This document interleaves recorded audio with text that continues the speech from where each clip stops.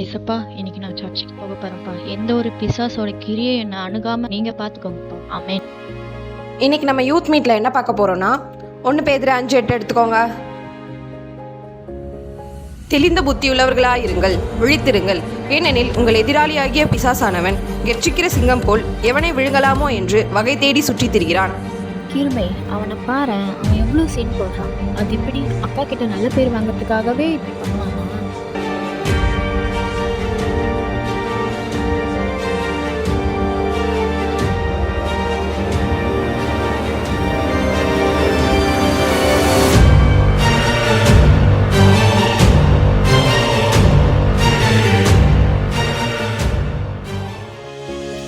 ச்சே, இது கனவா?